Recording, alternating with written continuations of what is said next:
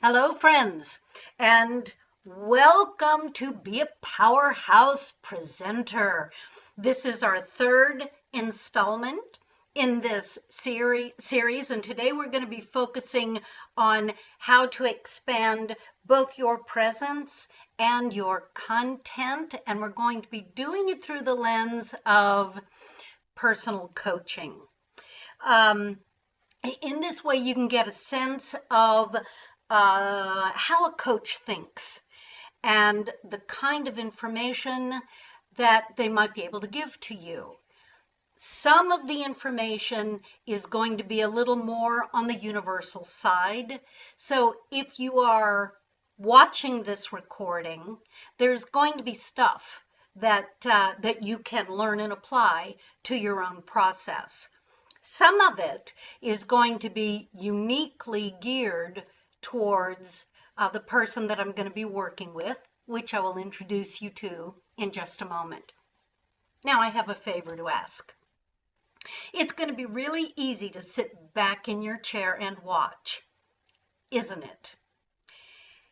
In some of these exercises, it might be participatory, and so I'm going to ask you to get up and not sit there. What? But this is a recording. Isn't it just easier for me to sit in my chair? Yeah, it is. And you know what else happens? It enables you to engage more intellectually. And believe it or not, that's one of the things that I battle as a coach to actors as well as to speakers and presenters. We're like little talking heads, and every time you turn on the TV, you're going to see a bunch of talking heads. Don't be one. What we want to do is engage ourselves. I call it the holistic paradigm. You want to engage yourself in body, heart, mind, and spirit. Be whole. Bring in more of you, and I believe what happens when you are more fully present is that your audience is more fully present as well. So shortly we're going to do a little bit of warm up. So warm up with us. And I think really that's the price of admission to watching this recording, or watching this recording in a way where you're actually going to get maximum value out of it. And ain't that the name of the game? Okay, excellent. Well, let me introduce you to my friend Simon. Simon, come on in. Here you are. And I'd like to introduce you to Simon Rook. And Simon is the chair of the Dallas-Fort Worth Climate Reality Project chapter. Hello, Simon. How are you today? I'm well, Beth. How are you doing? I'm good. Are you ready? Are you ready to go for it? I hope so. Yes, I think you are. We did the second series together and you were ready then. So, and again, I'm going to say hi to your pups in the background because we know they matter. And Simon, we're going to do a little bit of a warm up. I'm going to stand up. I invite you to stand up as well. And, if you need to adjust the computer, then fine. And if that's too hard to do, that's fine too. So, the idea here is that we want to get engaged in our body. And I talk a lot about acting concepts created by a man named Michael Chekhov. And Michael's whole stance was that the body is the key to unlimited imagination, and that it is the body that sparks the whole of us. I like to say body, heart, mind, and spirit. Now, I know some actors that are what we call physical actors. They're the comedians who are adept at slipping on a banana peel, for example. Um, they're very active, engaged, and present in their bodies.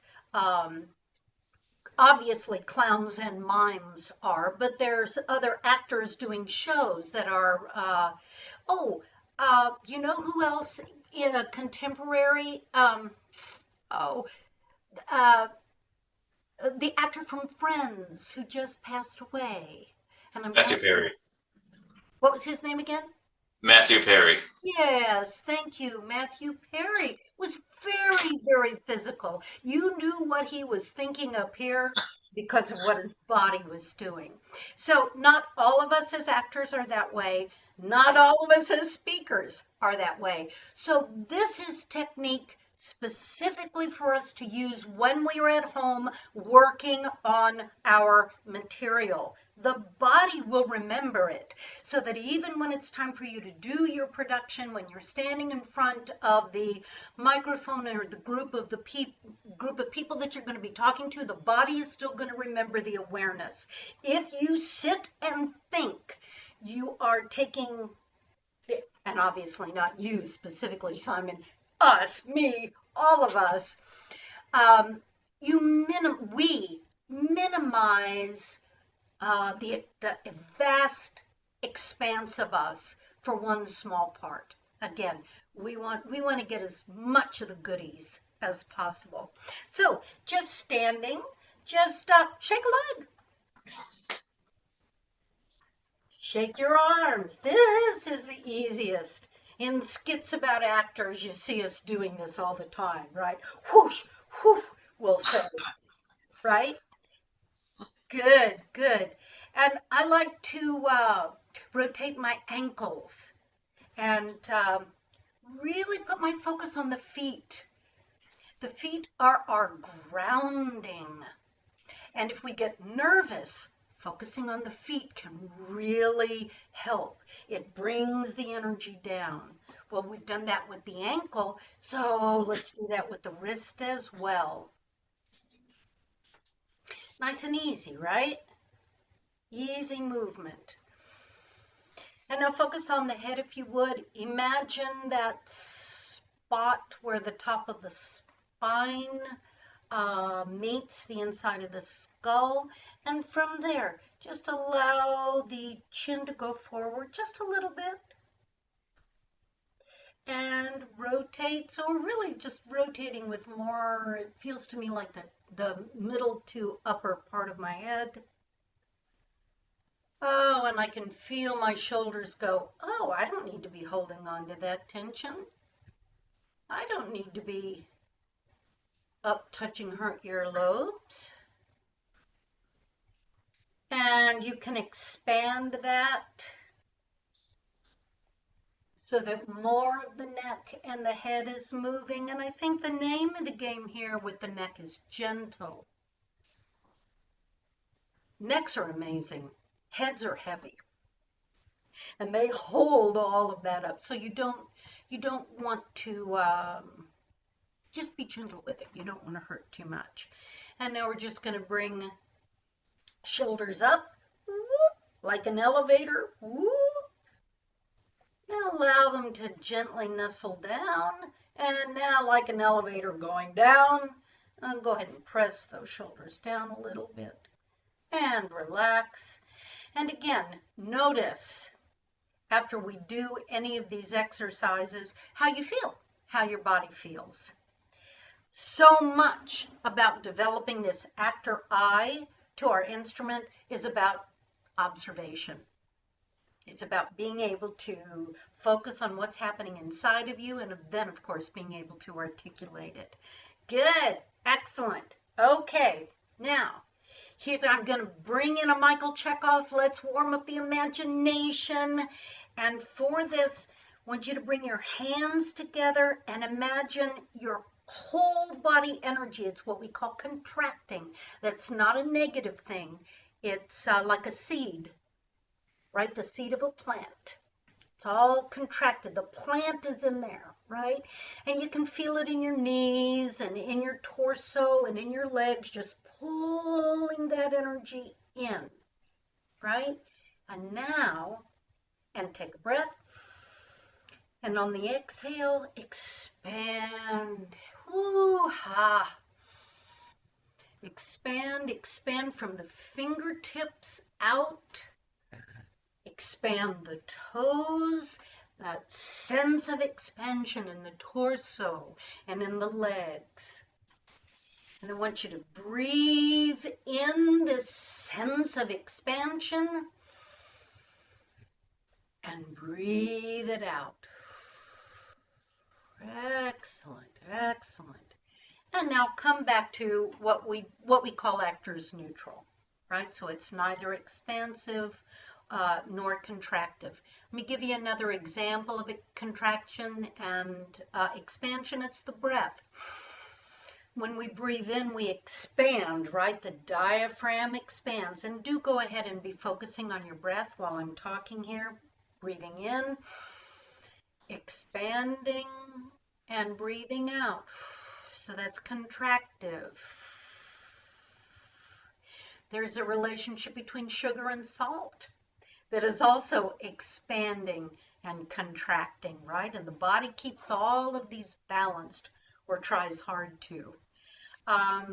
Waves coming in and out have that same quality of expansion and contraction. It's just one of the universal laws that is operating all the time, and we can use it as a warm-up. Like, for example, just use your hands. Expand those paws, since we were talking about our doggies. And now contract. Important to note that contraction is not necessarily physical stress. It's just short of that contracted energy. And now just let the hands relax. Good. See if you notice any difference, if you're more aware of them. And you might remember, Simon, we talked before in series 2 about this idea of sending our voice and sending our energy. And one of the ways that we can bring variety to a piece is to send contracted energy or expansive energy. You may have noticed I like the expansive stuff. You're right, but it's just either side of a coin of energy. Some of the most powerful moments you see in film are people sending contracted energy. Like, make my day, right? It's very, very contracted stuff. It's powerful, and it becomes a choice that you can bring into your piece. All right, a couple more things. If you would, put your hands on your side, at the bottom of your rib cage. And I'm going to have you take a nice deep breath. Yeah, a little lower. Yes, there you go. Yes. I'm going to have you take a nice deep breath and see if you can feel the movement beneath your hands. That muscle is the diaphragm. And make sure you get a really good exhale. You'll feel that muscle contracting. There's that word again. And inhale.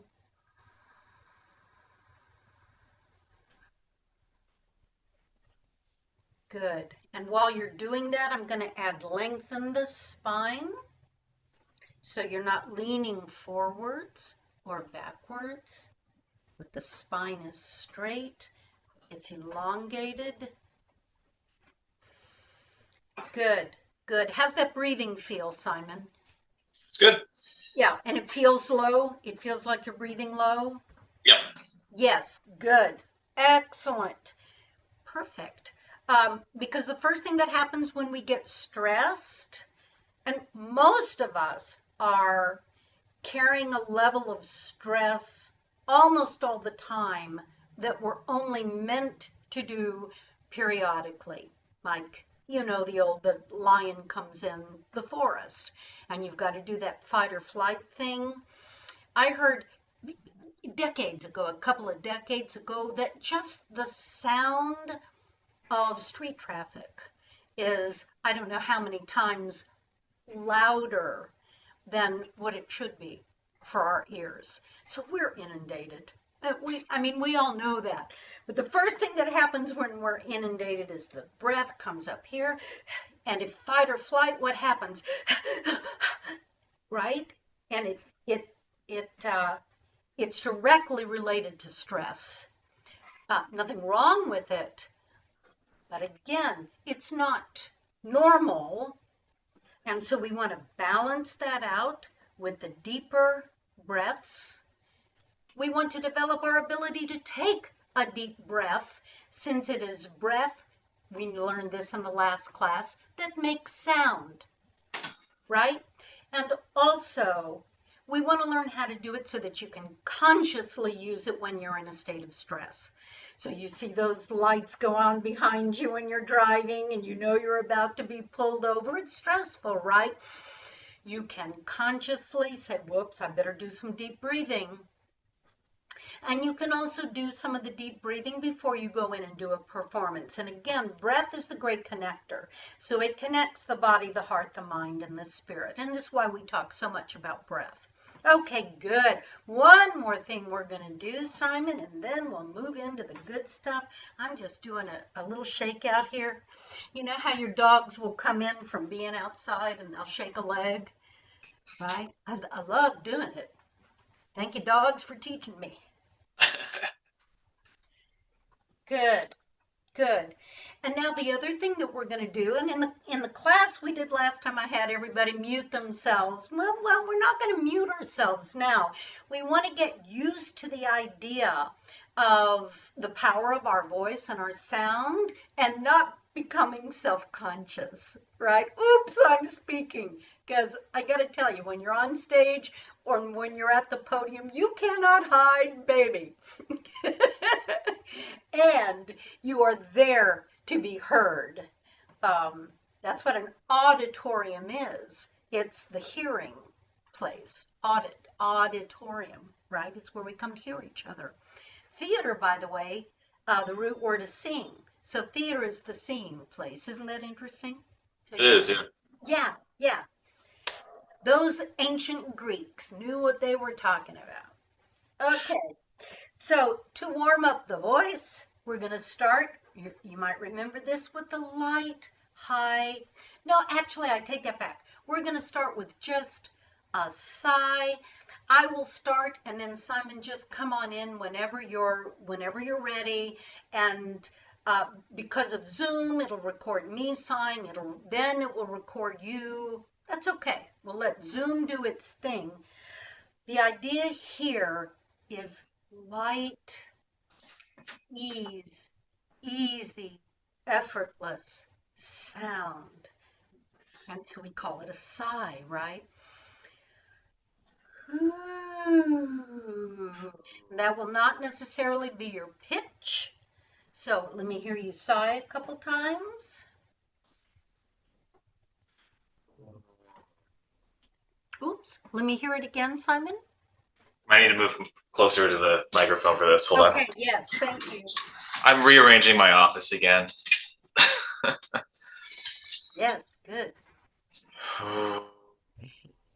Yes, yes, nice, light, and easy. And in your exploration at home, you might want to try bringing in a little bit of the higher register in. Not that this is the pitch, but let me give you an example.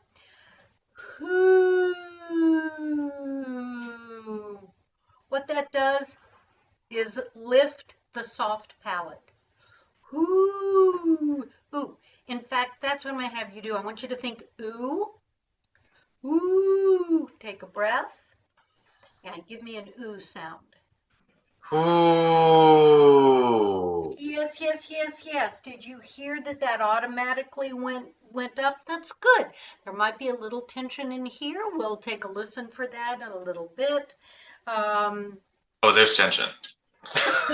Oh, I'm telling you, this part of the body. Oh, I think I told you this in the last class, but you know what I found out recently? That the base of the tongue, the back of the tongue, the tongue is an amazing muscle, Mhm. is actually related, I hope I'm getting this right, to the amygdala. And the amygdala is that part of our body that holds stress and then remembers it forever. That's the back of the tongue. So yeah, we get stressed, we clench the jaws, the back of the tongue becomes like a rock. So Do you remember just this gentle massage that we did? Let's just do Hmm. a little gentle massage. Good. Same, relax the jaw. Just a little bit of movement with the tips of the fingers. And again, we went into great detail in part 2. Excellent. It helps me to put the tip of my tongue behind my bottom teeth and then push my tongue forward like this. See? And in class like this, you can stick your tongue out and it's okay. You want to try that? Sure. Put the tongue behind the bottom teeth Hmm. and then stretching. Yes, yes, excellent, excellent. And back. And again, nice and easy. I used to overdo it with my tongue all the time, so I sort of learned the hard way. Good. Little tapping under the eyes, sinuses, above the lips, above the chin, very gently down the neck. Go ahead and add this point right here. Interestingly, those are all points that are used in EFT tapping. Good. One hand on what alternative healers call the thymus. And not only are we going to tap this hand, but we're going to go for, do you feel that little indentation there? Between the first and second finger. Yes. Yeah. Yes, we're going to tap right there. And that also gets the spleen line in traditional Chinese medicine and helps us calm down. So that also is something that we can do before we go on to speak, to perform, whatever. And then Michael Chekhov called this area the ideal artistic center. So let's go ahead and tap on it a little bit more. And he said, in this center, the thinking part of us, the feeling part of us, and the will part of us merge and come together. Isn't that an interesting concept? Hmm. Okay, good. How do you feel? I feel all right. Yes, excellent. Our warm-up is complete. Thank you. Good job. All right. So, I'm going to ask you as we move into the personal coaching part of this, I'm going to ask you, what do you think your current strength is as a presenter? What do you think your current weakness might be? And again, there's no harsh judgment about this. This is the kind of lens that actors do all the time to keep ourselves growing and moving forward. So it's just about the observation, no value judgment. And then the third question is, do you know what you would most like to work on today? And you ready for me to answer those? Yeah, yeah. What do you think is your current strong point as a I presenter? think my strongest point is that I'm able to convey the information that I present in a way that shows that I believe it. So it brings this kind of like this personal connection with it. This almost like honesty. I think when I present on things. Yes, yes, that's exactly what it is. It is authenticity. And in another class I recently took, I found out the class was about frequency vibration. And I found out that authenticity has a very high frequency vibration. And I believe she said even higher than love. Isn't that interesting? But it is, yeah. Yeah. So you're absolutely right on. When you come on and speak authentically to others, it it brings them in. They see how much you believe in it. It makes sense. It allows them to make sense of it. Yes. Ooh, excellent observation. Wonderful. What do you think, and I'll let you pick the order in which you'd like to answer. What do you think is your greatest weakness that you'd like to strengthen? Or what would you most, and or what would you most like to focus on today? So I'm not great with audience interaction. I have developed my templates for all of my presentations in a way that I can control the attention of the audience, but so far as like actually interacting with them and making it a two-way street, it's difficult. I'm steering them basically, Right. but I can't just go beyond. I have difficulty moving beyond that and actually engaging and making it more interactive. Okay. So that's like my presentations are designed in a way that's not just a wall of words I'm guiding you through, but Yes. I'm guiding you through, and it's not like a conversation, which is really where I'm trying to get to, a point where it's much more interactive and it feels like we're on a journey together, not like I'm showing you where to go on a map. Right. Uh, Tell me, um, what what do you think you might be able to do? Let me just find out if there's a first instinct there. What do you think you might be able to do as a pathway to engage more interaction? Do you have any sense of that?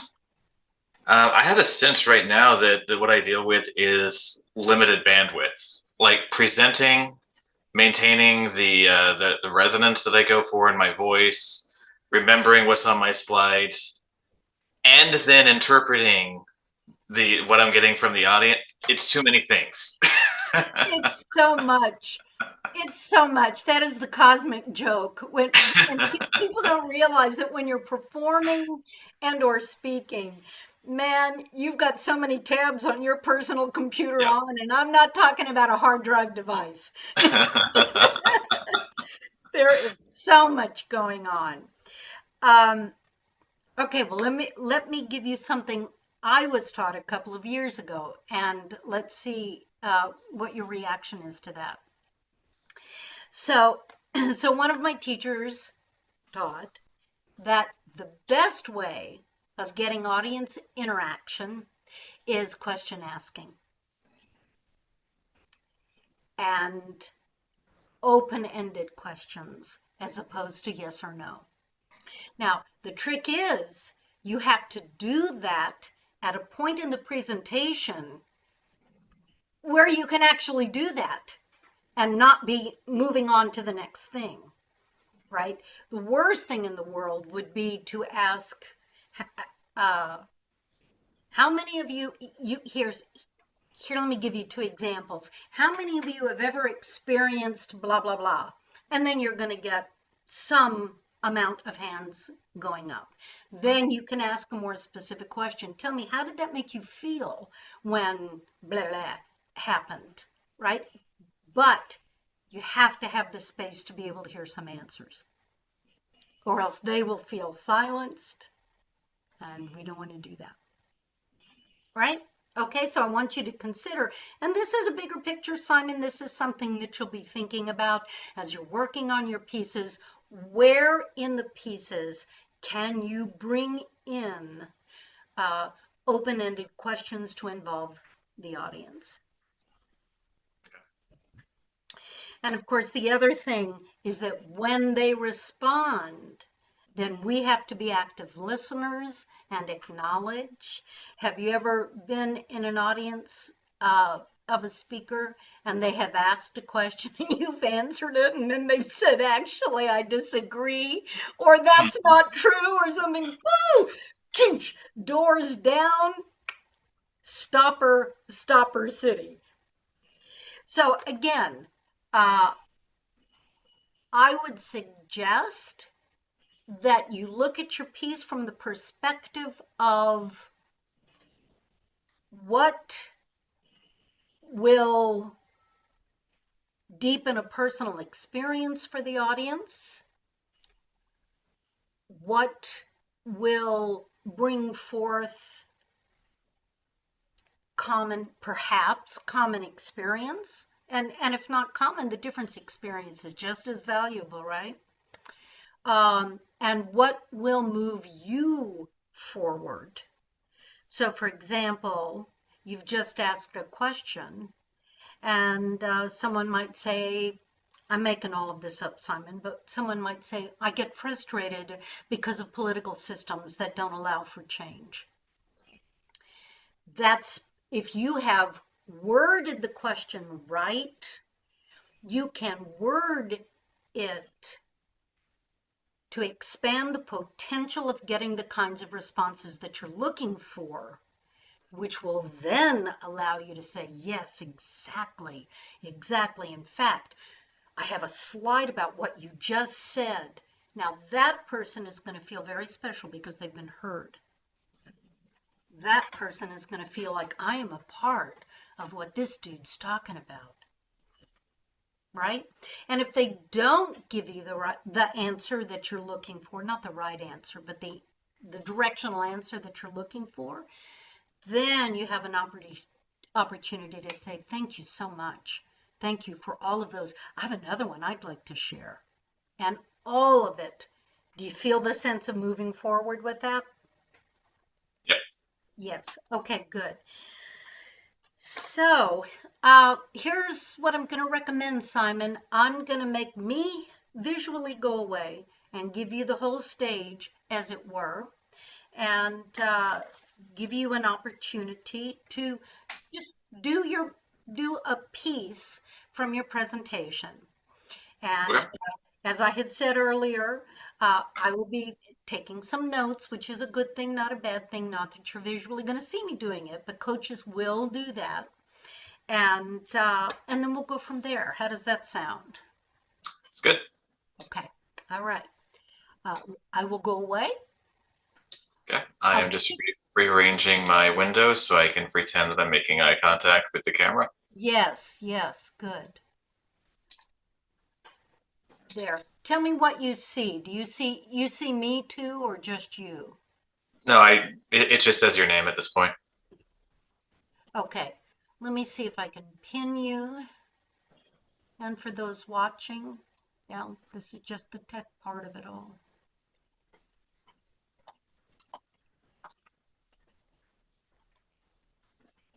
Did that change what you're seeing? No. No? Oh, well.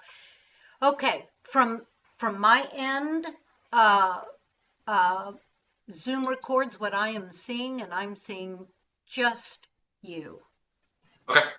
right? So you may begin whenever you're ready. Okay. Do you want me to present, like actually show the presentation I'm working from? I'm sorry, say it again, Simon. Do you want me to share the presentation with Zoom? Oh, the visual stuff? Yes. Yes, sure. Let me make you co-host so you can do that.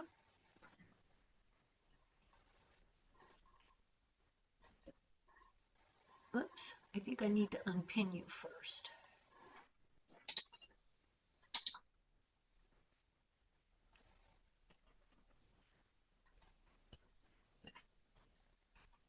Alrighty, you are now co-host, and now I'm going to come in and pin you. Okay. Okay, I'm set from my end. How are you doing? I'm good. And you should now see my presentation about neurodiversity. This is the most recent presentation I gave. It was a few. I've got a question for you. I've got a question for you even before you begin. Uh, do you have your personal introduction ready? I don't mean the visual screen. I mean you. Oh no, that is not anything that I remember to do at all. Okay. Can I'm going to suggest that we start there. Okay. Okay. So we'll take the screen away and have Simon. There we go. And if this is not something that's prepared, Simon, then this is again where some of the spontaneous, improvisational nature of this class comes in, where you can just authentically introduce yourself, why you're here, and what you'd like to show people. Now, the value in that is this thing that I was talking about in some of our emails called transitions. And transitions are one of the things that give a piece variety. Uh, so I'm ready whenever you are. All right. Good afternoon. My name is Simon Rook. I have a master's in applied psychology, and I spent most of grad school working in a behavioral neuroscience lab where I learned a lot about the human nervous system. And I am here today to talk about variation within the patterns of human nervous systems, which sounds really complicated and a little bit overly biological, but I'll make it make sense and easily digestible, I promise. All right. Do you need more than that? Should I go on? You can go to your slideshow now if you would like. Okay.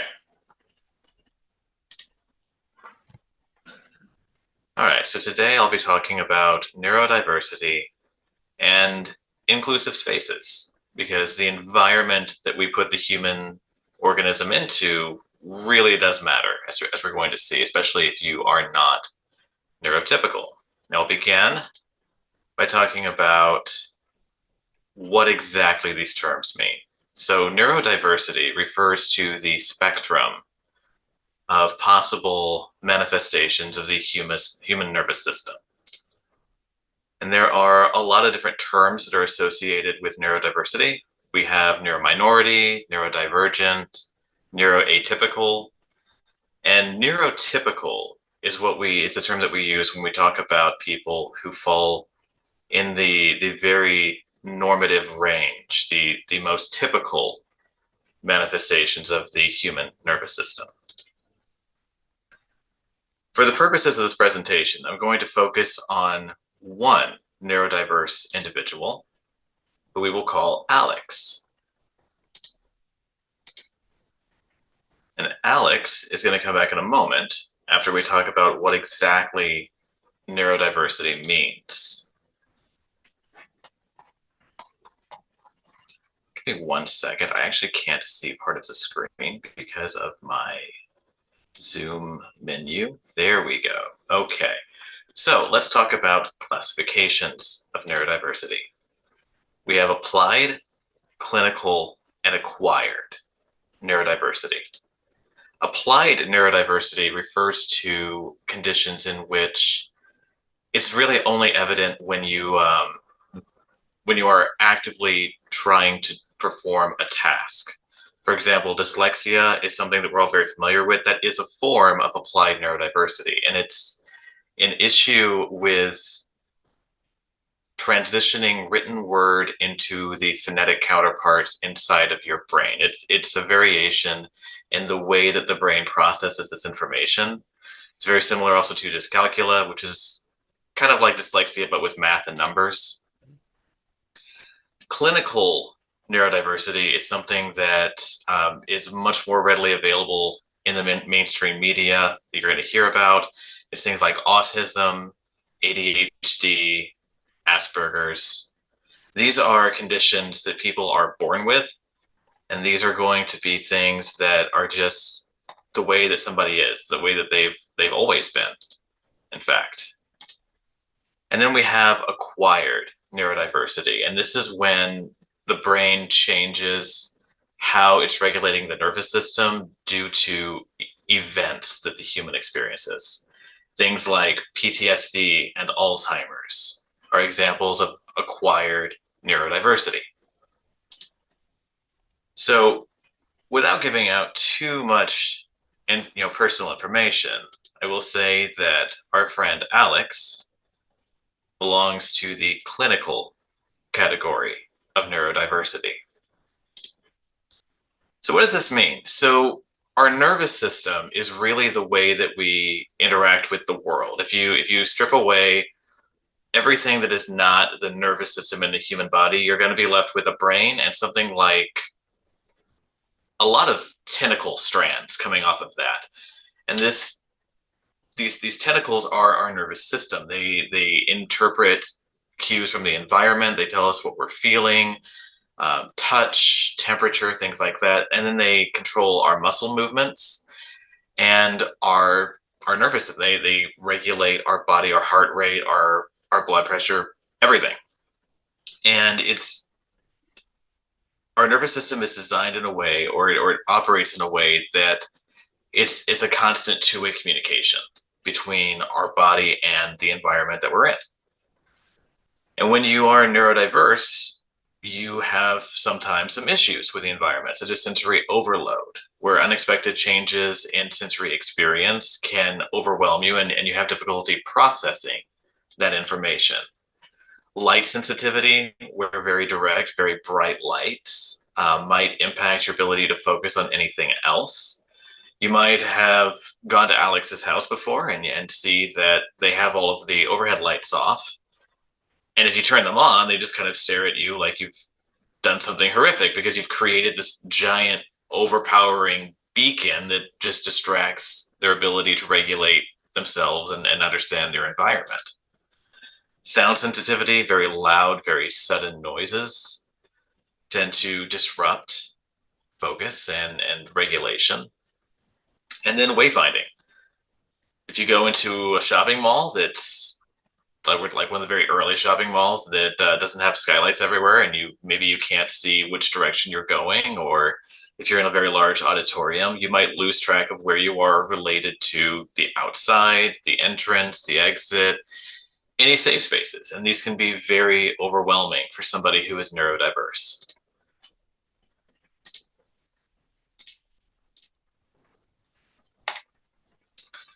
So we'll talk a little bit more about these in detail until Beth stops me, because I tend to go off time frequently. Yes. Yes. Well, let's go. Very good. Excellent. Let's go ahead and stop there and chat Okay. a little bit. Awesome. Let me bring me back on too. Yeah. Good job, Simon. Thank you. Good job. Yeah. Very good job. Very clear. Uh, this goes back to your own assessment of your strong points, that you're very clear about what you want to say. You say it and you take people along with you. That was my experience as well.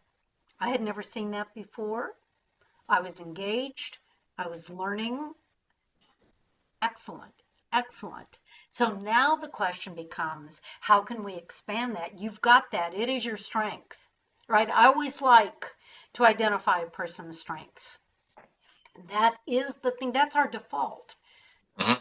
You know, that's a gift. That's a thing that we can rely on, be grateful for, use. Um,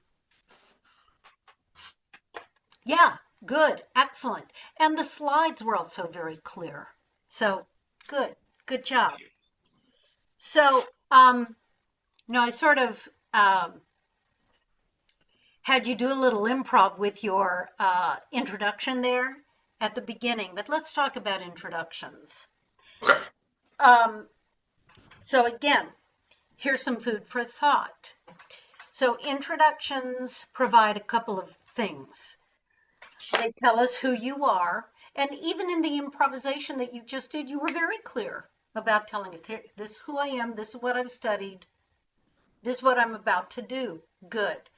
So other elements, it's the who am I. Sometimes we also make a point of including the who are you. So that could be just an acknowledgement. I'm very grateful to be here today in the midst of like-minded blah, blah, blah.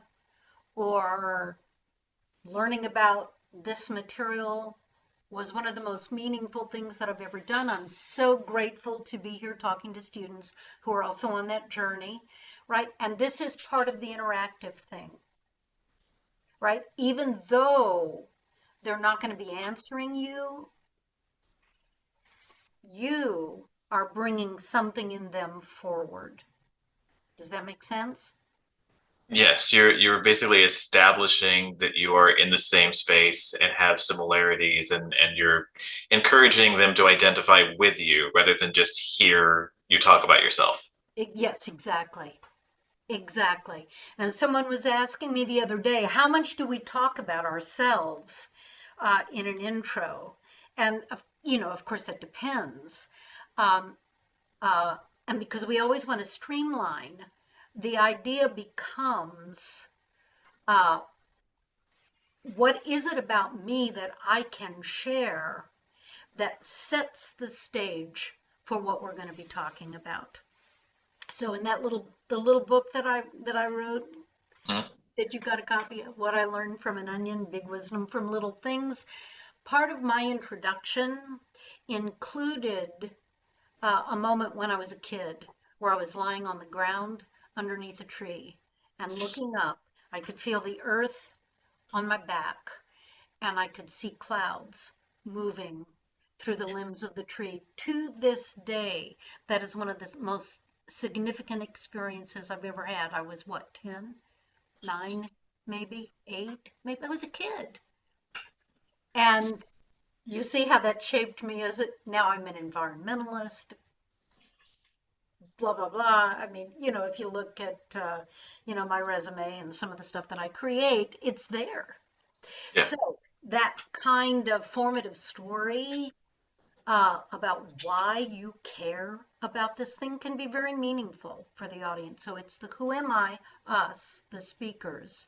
It's the who am I talking to, and this is where you can include them. This sets the stage for further um, interactive stuff that you can do with them. Does that make sense? Yes. Yes. The next important thing is the why. Why are you there? What you got? What do you want to share?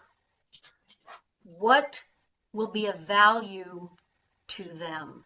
And again, if you're thinking in terms of what will be of value to them, as opposed to simply what do I want to say in a vacuum, then we're building that relationship and consciously bringing in that interactive stuff, right? Because you're setting the stage. This is in what way we're going to be interacting with each other.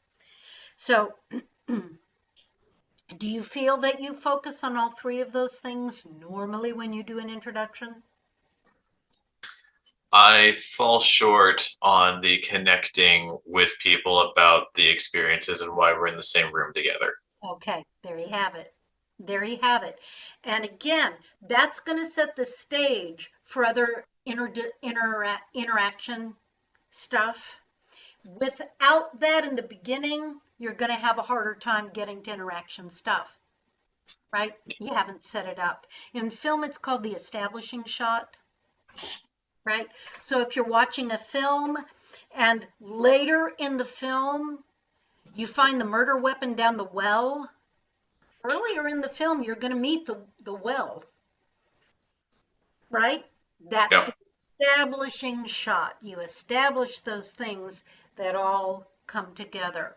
And and again, you just did a very good job doing an improvisational introduction for me just then, because that's not what you had worked on. But I would also focus on the why. Okay. And again, that why begins a shared purpose. It's what you just said beautifully. Why I'm in the same room with this group of people and this journey that we're about to take. Okay, so those three elements. So in all the presentations that you do, you can spiff those up and pay specific attention to those areas. Good.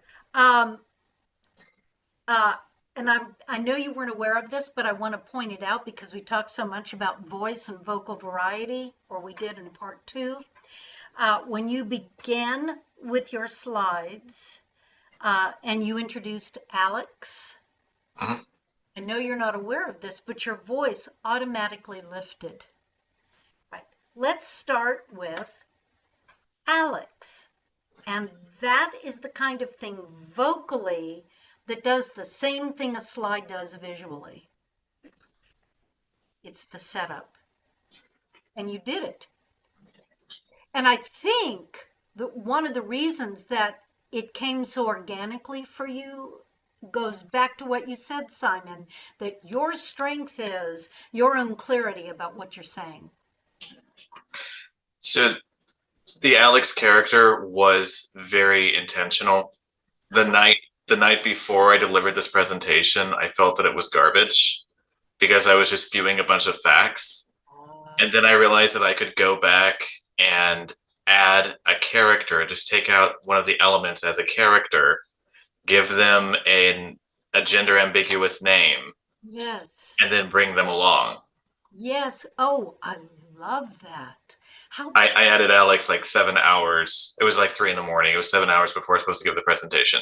wow. And you know what else? That goes back to, even though it's a made up character, it's still it's still the element of interaction.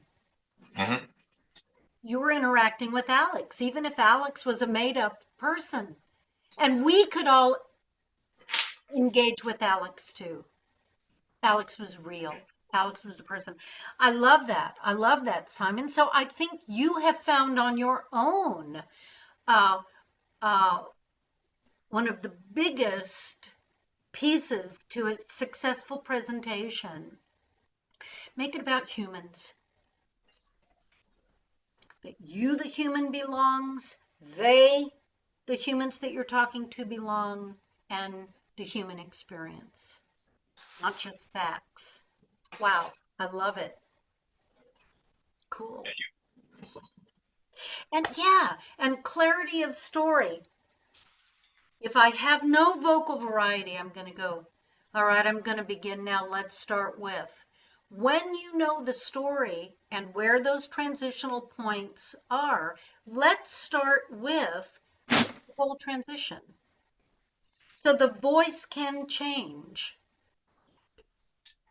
Sometimes you can add, and here's a real actor technique for you. You can add an image. And I'm not talking about a slide. Here, let me talk a little bit more about this. You can go from a more expansive energy to a more contracted energy. Well, how expansive? How contracted? So my teachers always said, think on a scale of 1 to 10. 5 is the balance point. So 1, 2, 3, 4, that's your contractive energy. 6, 7, 8, 9, 10 is your expansive, right? So when you're home working on that, you can actually have a rehearsal where you say, all right, my introduction, I'm going to make that a 6 expansive. All right, my transition, I'm going to take that down to a 4 contracted. And I tried to do it just then as I was talking. I got that. Yeah, and you felt it. Yep. Yes. And so will your audience. All right, so we're masters. That's all the other 400 things that are going on in your head while you're presenting. Right. So, and again, that's why we have to practice it at home so that it gets in our muscle memory, because you're sure not going to be able to bring it in for the first time in the middle of a presentation. All right, good. And let me tell you something else that happened as you were speaking is that I was able to see uh, some of myself that I hadn't seen before in some of the examples that you gave. So Yeah. thank you. Yes, thank you for that. All It right. is a spectrum. Yes, it was not in the clinical category, uh, but definitely with the acquired. And I have also noticed uh, that if I'm talking about this and such, and somebody asks me a math question, I'm pretty good at math, but I can't go there if I'm talking about something else. So that's the, what you call it, the dyscalculia. Dyscalculia, yes. Yeah, yeah. But yeah, we can talk at some point about, you've heard the concept of highly sensitive people. Yeah. Yes, all right. So for me, that was all that acquired stuff. Okay, good. Now I've got a question for you.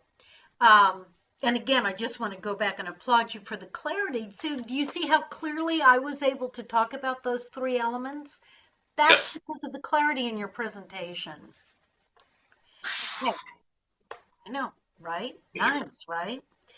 Um, when you think of a presentation, Where does your mind go? Your slides? If I were to say, show me your presentation, is that the first thing that you think of? No. So for me, I am the presentation. Anytime that I'm presenting, I am the presentation. I, what I described about adding Alex, like the night before I present it, I usually would never do that because I try to have my presentation in a finished state at least a week before I give it so that I can rehearse it and practice it. The slides are not the presentation. They are there only as a visual aid to accentuate and punctuate what I'm saying. Yes. Good. Very good. I'm very happy to hear that because that is another strong point that all of us have as presenters. It's Yep. it's us. It's us and it's the content. And I also like to think if I was doing a content, if I was doing a presentation and the system went out and they couldn't show my slides, would I still be able to be an effective communicator? And that's ultimately what we're looking for. So it's not about the technical. I mean, I know a lot of speakers for whom it is, and for some of them, their work is so technical they need the visual. Yep. Uh, but okay, good, very good. So let's talk about this. We talked about it in part two, but let's flesh it out a little bit more. So I appreciate that you said, man, I like to have it, you know, written in advance so I can then practice it. Oops, rehearse, right? That's what actors do. We rehearse. Let's talk about ways that you can rehearse that will expand you. See, one of the things about rehearsal, what we don't want, and it happens in a heartbeat, what we don't want is uh, our practice, our rehearsal to get us in a rut. I'm saying the same thing in the same way every time because this is how I practiced it. What we want to do is try different things that engage the body, heart, mind, spirit dynamic in a particular way. And again, the body remembers that so that all of it becomes available for you when you're actually doing the presentation. So I have done auditions before. Uh, uh, I have been the auditioner before to get people into various programs. And I could always tell when the only tool the actor had was memorization. It just creates a neural net pathway. And once that's in there, baby, it's hard to get out of it, right? Yep. You understand that makes sense, right? From a neuro perspective, like you were just talking about. So let's talk about some techniques and fun things that we can do when we're rehearsing at home, designed to open up that neural net. Do you remember anything from part two about how you can try things at home that might be helpful? Mm. That was a while ago. It It was, was a while ago, yeah. I yeah. didn't review my notes before this one. I'm Okay. thinking, do you talk about working with the environment that you were in? I don't remember. You know what? I don't 100% remember. Yes, environment can make a big difference. So, for example, you can practice in a small office. You can practice outside. Um, you can practice in your car. So, those are three different examples of environment. Is that what you were thinking? Yes. Okay. Yes, absolutely. Uh, there was a famous Native American man by the name of Red Jacket. I actually studied with his I don't know how many greats, granddaughter, Twyla Nitch.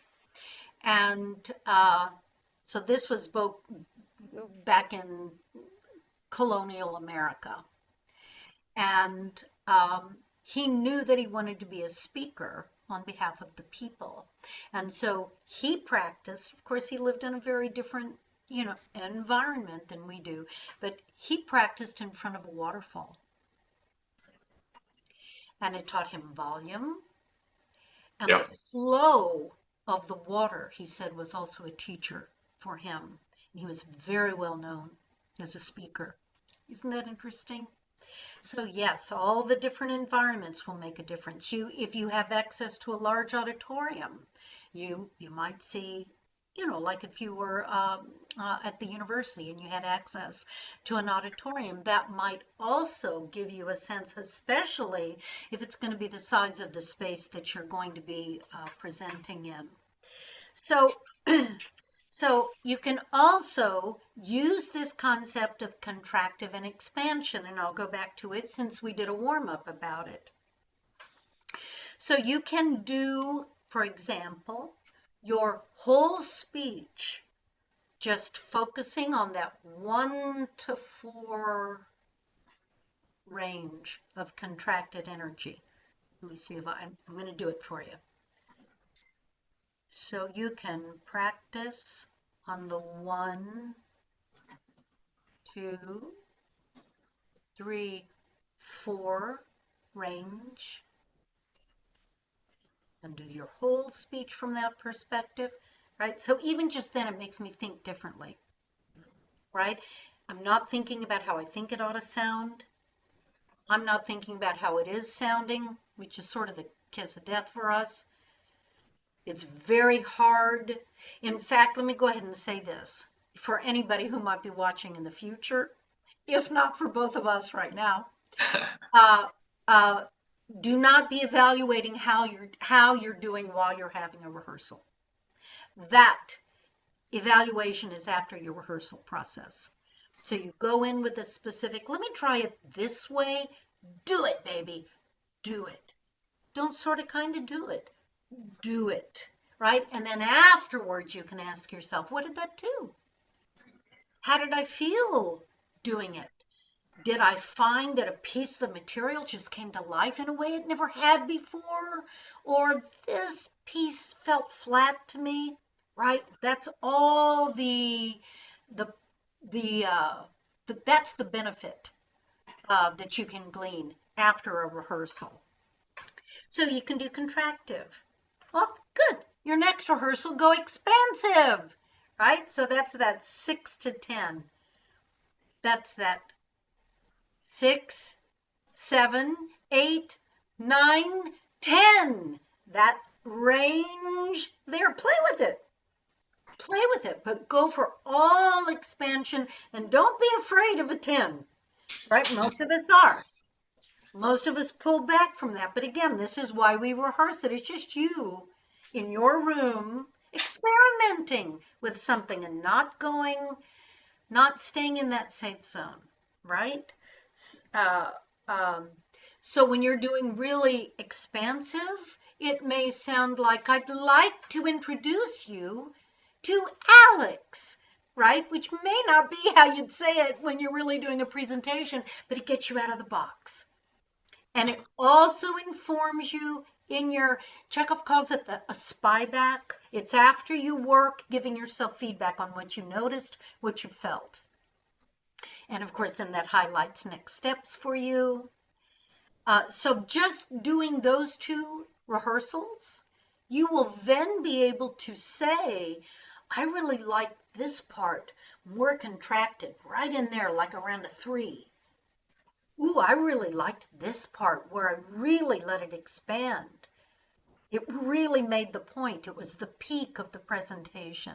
This is how you can bring this in as a technique for shaping your piece. What do you think of that? I like it. It makes sense. Yes, okay, good. Now, the other thing that you can play with is tempo. Now, we had a conversation about tempo in part 2. Do you remember that? I do, yeah. Yes. All right. So, uh, because if I'm remembering correctly, because your default uh, tends to be faster. Am I remembering that right? Yes, I talked about when I think I talked about when I had a presentation very early in the morning. I had a lot of coffee. I walked in, I burned through all of the slides in like 2.5 minutes. I had to go back to the beginning, slow down. I love that story. Oh my gosh. I think everybody can relate to that. So you had all that coffee, you're probably tired, and we go into, again, speaking and presenting is not normal consciousness. It is a heightened Yep. state, right? And speed is one of those things that can, boom, just come in like that. So for you, a rehearsal technique would be to do the whole thing very slow Okay. and get that in your muscle memory. Then you can do one really fast all the way through, like fast forward. So now you have these two opposite ends to be able to say, what did I learn from those?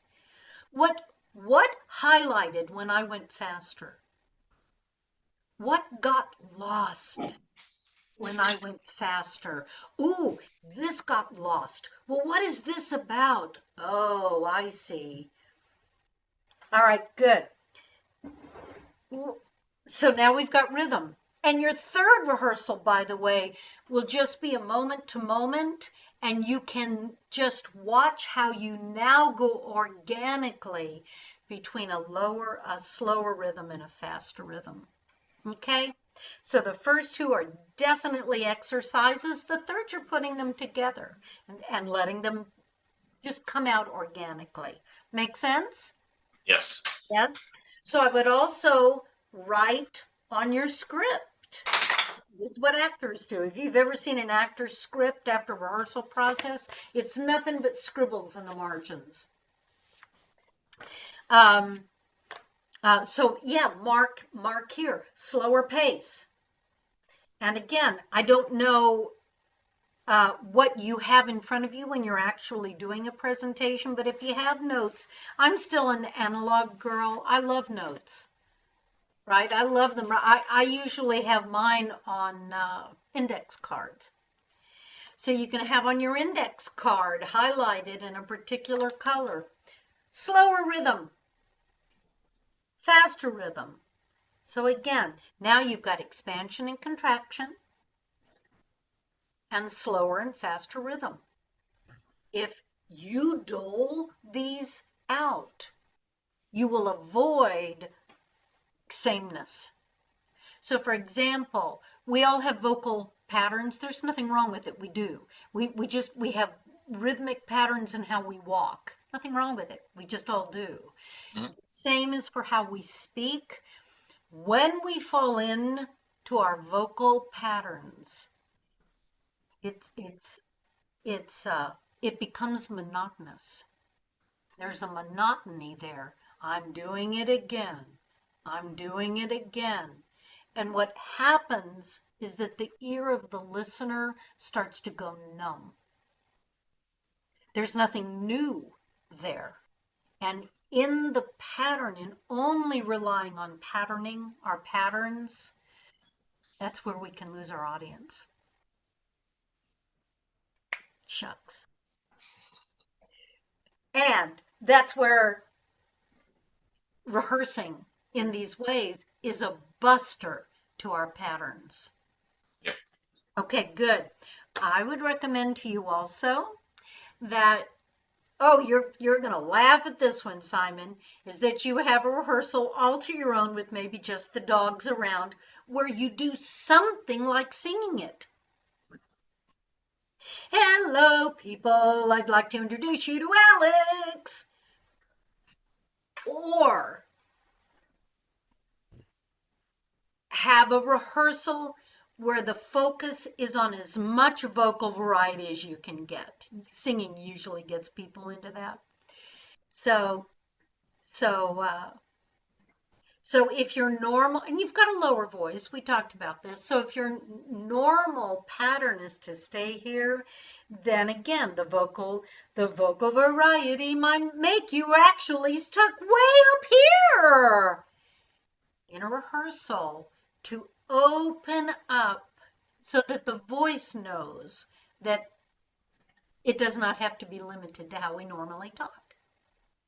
Okay. Okay, so that's the fourth rehearsal. Expansive, contractive, slow, fast, lots of vocal variety and or singing. That's five. All Mhm. right, good. You want to hear something real crazy? You can, this is very right-brained. It is not going to make logical sense. Let me just go ahead and tell you. You can use color. And if this works for people, it works beautifully. And if it doesn't work for people, then don't worry about it. It's just something that doesn't work for you. And the whole idea is to find out what works for you. Again, to what? To open up your potential and not just be, this is what I know how to do, so I'm sticking to it. So for example, you might find the first part with your introduction might be yellow. Am I losing you, Simon? Is this too weird? When you're talking about colors, do you mean like imagining the color? Exactly. Okay. Exactly. Right? Or for me, or others, you might get a sense of, ooh, yellow, and it's got a feel. It's got a feeling in it. So now I'm going to take that feeling of yellow, and that's what I'm going to project out with this part of my text. And then when you shift, well, it goes from yellow. So let's say your introduction maybe is yellow. Hi, my name is Simon. I've been a student of blah blah blah. Then you're going to start to talk about Alex. What color would you use for introducing Alex? I mean, I used a gradient gold on black. Yes, you did. um, You did. so yeah, so I tend to focus like if I'm presenting anything color, I'm going to use high contrasting color with a dark background because it's easy on the eyes. Yeah, yeah, yeah. Exactly. And so now going back to sound and frequency vibration, all color has a frequency vibration. That's all we're doing is connecting the right side of the brain that thinks in terms of color and images and sensations and bringing it into production. Um, uh, so, um, so it might be fun to play around with that, Simon, and see if that's, and again, it's not literal. It's not necessarily the color of your presentation. It's an atmosphere of color. And Okay. the concept of atmosphere, Michael Chekhov is really big on atmosphere. So, so for example, um, if you were doing something where you started to talk about the Arctic, you might bring in an atmosphere of cold or an atmosphere of snow. And then maybe if you're talking about southern climes or global warming, then you might bring in an atmosphere of heat. So for both of us right now, let's just focus on an atmosphere. That's what Chekhov calls it, an atmosphere of cold, and just have both of us focus on that for a minute. It's the imagination. It's the language of the imagination and a direction for the imagination to create a field of cold. Not that you are cold or that either of us are cold people. It's an atmosphere of cold, just like the season.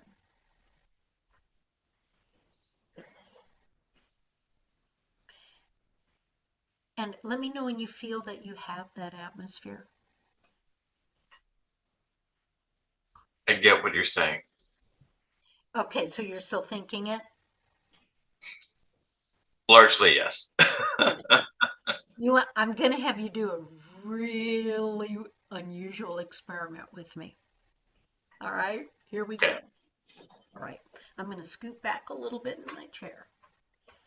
Chekhov says every image you can possibly come up with is in the universe. It's out there. It exists. And he says we can call it in. So I'm going to call in an atmosphere of cold. I'm going to visualize it coming to me, coming to me, coming to me. It's right here. It's right close to me. And now I'm going to do something with my body that allows me to step into it. And I got to tell you, I could feel cold. So I'm going to whoosh that away. And now I'm going to lead us through it. And again, this is just, boy, Beth led me through a really unusual acting technique. That's what this is, with amazing potential to open up parts of us when we do presentations. So let's call in a feeling of an atmosphere of cold. And maybe see it in the far corner of your room. There it is. It's coming in. And it's moving towards you. Getting closer, getting closer, getting closer, getting closer. And as it gets real close to you, then do something with your body to move into it.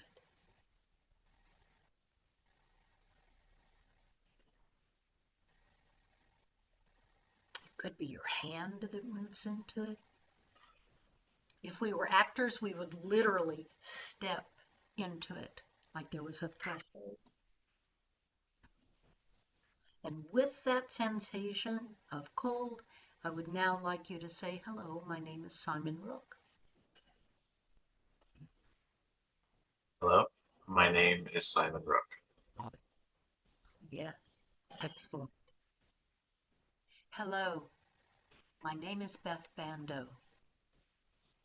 Good, good job, good job. Whoosh. We're going to send it away. Now let's bring in some heat, shall we? Okay. We're going to call in an atmosphere of heat.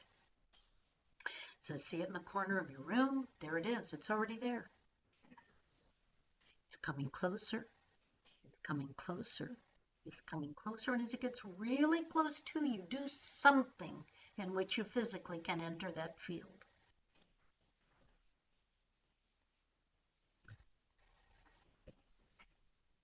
And when you're ready, introduce yourself. Hello, my name is Simon Rook. Hello, my name is Beth Bando. And we release it. Whoosh. We send it away as easy as it came in. What was that like, Simon? It was strange. It was strange, yes. Tell me what about it was strange. I'll tell you what I think was strange, but you tell me what you're. Just trying to communicate through an imaginary experience like that is just very strange. I see where you're coming from. There's like a coldness versus like a warmth. I don't know if you were deliberately doing that. It's almost like bringing that emotional scale into it. Yes, exactly. And the reason that Michael Chekhov came up with this technique is that he wanted to give actors an option to something experiential rather than show me that you're cold, show me that you're hot. Right? Okay. So it's not about that. But the other thing it does, Simon, is this this part of us, it's right about here. At least this is, you can tell me from a neuro perspective, but in an acting perspective, we call this it's like where the ego is, the part of us that is in control, right? Mhm. And you need that when you're performing. You need to be able to do your show without falling off into the orchestra pit. You know, You have to get on the right scene in the right costume with the right props, saying the right lines. You need that. But for all of us in current life, this, and for anybody anywhere, this likes to take over, Yep. right? It says, boy, I'm really important. Look, I kept her from walking into the orchestra pit. Wow, look, I got her to the audition at the right place on time. Wow, I really matter.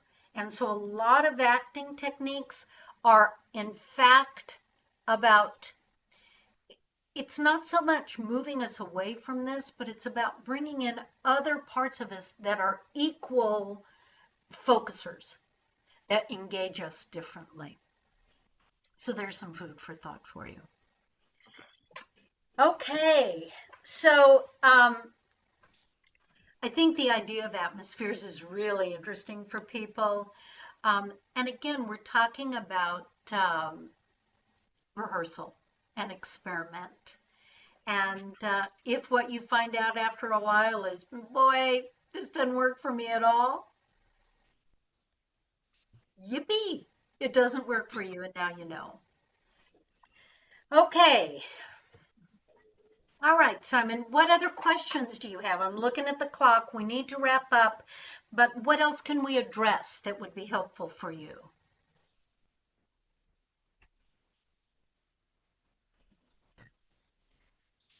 I think you've given me a lot to work on. Like it's I'm not coming up with any like glaring options of like things that like what you've told me about won't also help. Like timing, I sometimes go over my time, but you've already talked about go really slow, go really fast, find where it's comfortable. So I would say I have a very thorough idea of what I can do to improve at this point. Yes, good. And also, I love expansion and contraction. Um, we're encoded with it. We yawn. That is expansion and contraction. We breathe.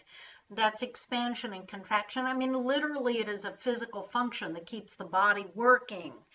Um, we sit in nature all the time. And it is one of those that not only we can relate to, but it gets us out of, I know what I need to do, and now I'm going to do what I know, right? Which again is the name of the game in rehearsal. So you can play around with that. And if the color thing works for you, go for it. If the atmosphere thing goes for you, for example, you might have an atmosphere that says, you might get to a point in your presentation where you want everybody to be very quiet. Well, that's an atmosphere that you see, that's atmosphere. So, in whatever way the phrase atmosphere works for you, it's yet another way of bringing variety to the piece. When you're working on your piece, I like to mark my transitional areas. Now, if you're working with slides, you probably have already thought of what all those transitions are uh, because you got a new slide, right? Yep. They are uh, letting a transition is another thing that uh, brings shape to a piece. And you can do it by taking a breath. You can do it by shifting your voice. You can do it by changing expansion, contraction, or pace, or any of those other right brain things that we talked about. Have you seen the movie American Symphony? It Does is, not ring a bell. oh, I mean, I highly recommend it. It is a documentary about John Baptiste and his wife, Suleika. And he was on a trajectory where his career was about to take off. at the same time that his wife had a relapse of leukemia. And I, we watched it not too long ago. We were so taken in to this piece and moved by it. Boy, you talk about authenticity, Simon. That was our experience with both John and his wife. Very authentic people. And it mattered. It touched us. And in one of the clips, he went back to one of his professors from Juilliard to have a music lesson. And the professor, and it was a classical piece of music that he was working on. And the professor very abruptly stopped him, even taking his hand, like making him stop and saying, "You're not breathing." And so John started to do it again, and the professor stopped him again. "You're not breathing," again. And he started to play it again, and the professor said, "There, take a breath." And the piece went from babada babada babada babada babada babada babada babada to babada babada babada babada babada babada babada babada babada babada babada. That's what living transitions in a piece does to a speaking engagement.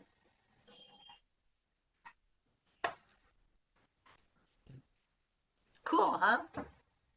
Very much. Pretty much. Pretty much. I appreciate all the clarity you bring to a piece, Simon. Thank you. It's really wonderful. It's really wonderful. And thank you for teaching me what you taught me about these applied, clinical, and acquired neurological states. You see how clear you are? I see. You took notes. It was easy because of the clarity. Because of the clarity. Do you do environmental stuff? I have not. Let me think.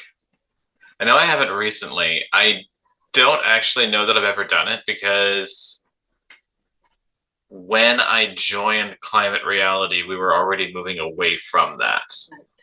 Right. So I don't. Other than like inside a biology class at university, I don't know that I've ever done it. Okay. And that's not like where I was like presenting to impart knowledge. I was presenting for a grade, likely. So, so not in the sense, not in the sense that we would encourage chapter members to actually do it. That's actually one point that Roger kept asking me about why I hadn't done it. Right. Right. Well, I'm rather glad that the emphasis, I talk a lot about the environment, but very rarely is it a prepared speech where I come in and talk about climate change or whatever. I talk about the earth. Yep. I know that's my entree into things. Oh, here's one more thing to consider. So I talk about 4 things as being the holistic paradigm for speakers and actors: body, heart, mind, and spirit. And so that's another thing that you can bring into your rehearsals. And again, I urge you, don't just sit in a chair when you're rehearsing. Stand, let the body move. So you always, when you're rehearsing. Um, uh, but then you can have one rehearsal that's specifically about the body, and use your arms and your hands and walk around the room and pace. And then your next one is about the emotion, and bring in the emotion, even if it's not quite real emotion, just to explore what it is to be passionate or happy or sad or, angry. Name the emotion. You can have one where the focus is being intellectual, but most of us do that. That's sort of the strong point that our society hammers in to us all the time. But go ahead, do it with a specific conscious focus. I'm going to be intellectual this time. The last, spirit. That's open to interpretation what that is. For me, it is about touching that genuine, authentic place, which we started our session in, talking about authenticity. Sometimes for me, it feels like this is where I connect with the universe. But everybody can explore, what does that mean, spirit? Another way of looking at it, it's the most you. It's that unique thing that you bring to the table. Is it your passion? Is it your intellectual capacity?